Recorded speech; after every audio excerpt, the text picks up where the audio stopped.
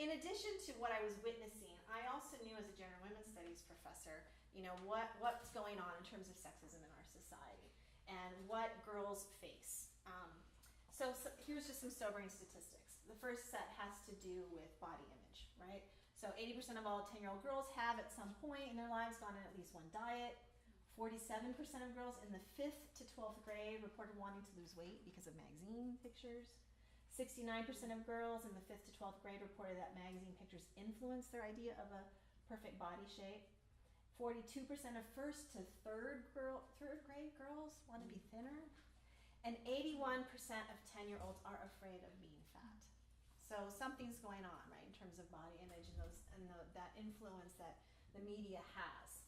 In addition to that, episodes of depression among female adolescents are almost 3 times that of males.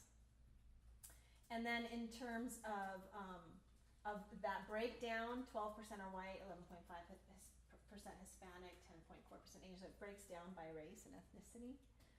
And then in addition to that, we can talk about gender disparity in other ways, right? So there have been these studies that show what happens in the school system. There was this report by UW about shortchanging girls in the school system and how there's this disparity in how girls and boys are treated and how that then starts to impact girls as they go through middle school and adolescence and upwards about lacking in confidence, competition for the attention of males, etc.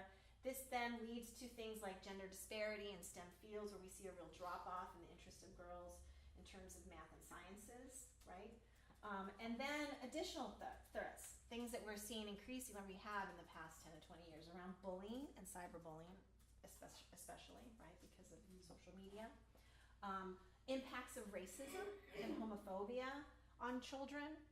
You know, they're going through adolescence, this is when they're discovering their sexuality and they're having to deal with those kinds of things. Transphobia for students who are interacting with people who are trans or not trans, right? And then violence. I mean, there are plenty of kids who are dealing with violence in their homes and in their school systems. So these are all things that are impacting girls. That makes this a really delicate time for them.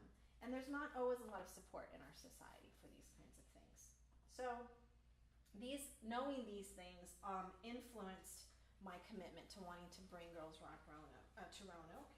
And in addition to that, as a women's studies professor, I teach primarily female-identified students, not all of them, but most of them.